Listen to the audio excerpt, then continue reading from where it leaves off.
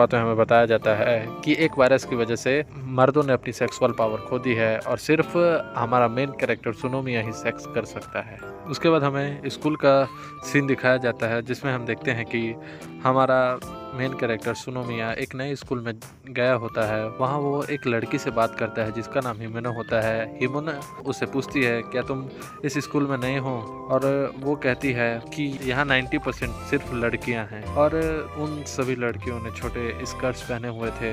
इस वजह से मेन कैरेक्टर सुनोमिया अपने आप को कंट्रोल नहीं कर पाता है और उसे हाथ से पकड़ कर रोक। उसके बाद एक लड़की उससे टकरा जाती है और जब वो जा रही थी तो सुनोमिया देखता है कि उसने अपनी की चेन गिरा दी है। इस वजह से वो उस की चेन को लौटाने के लिए दौड़ते हुए उसके पास जाता है, पर वो किसी पत्थर से टकरा कर गिर जाता है और उसका हाथ किसी और लड़की के स्कर्ट्स पर पड़ता है और वो उस स्कर्ट्स के साथ नीचे गिर जाता है और स्कर्ट्स निकल जाती है। जब वो ऊपर देखता है तो वो देखता है कि 3 लड़कियां उसे घूर कर देख रही हैं और उनमें से एक लड़की की स्कर्ट वो पकड़ा हुआ था और वो पैंटीज में थी। उसके बाद वो लड़की उससे अपना स्कर्ट लेती है और उसे चिल्लाने लगती है कि तुम ऐसा कैसे कर सकते हो, लूजर कहीं के, ऐसा कहकर वो उसे चिल्लाने लगती है और सारा स्कूल उसे ही देख रहा था। उसी वक्त मिस हिमेनो सुनोमिया को लेकर एक क्लासरूम में चली जाती है। सुनोमिया दरवाजे की ओर देख रहा होता है कि कोई आ रहा है कि नहीं। तभी जब वो पीछे मुड़कर देखता है तो मिस हिमेनो बेंच पर बैठकर अपने स्कर्ट से अपने आप को हवा दे रही होती है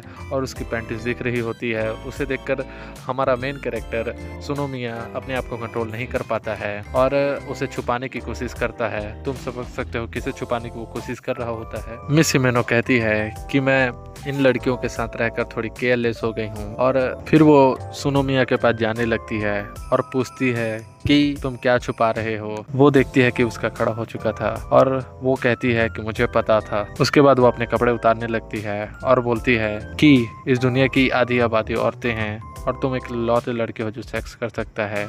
अगर तुम्हें हमारे लिए बुरा लग रहा है तो हमारी मदद करो, कहकर वो अपने कपड़े उतार देती है और फिर दोनों का गेम बहुत ही लंबा चलता है। गेम खत्म होने के बाद मिस हिमेनो कहती है कि अगर पकड़े गए तो जिंदगी जानवरों जैसी हो जाएगी, इस वजह से तुम किसी को मत बताना और फिक्र मत करो, मैं किसी को नहीं बताऊंगी। बस बदले में तुम मुझे जरूरत पड़ने पर मेरी सेक्सुअल नीड्स पूरी कर देना। और इसी के साथ हमारा एपिसोड 1 खत्म हो जाता है।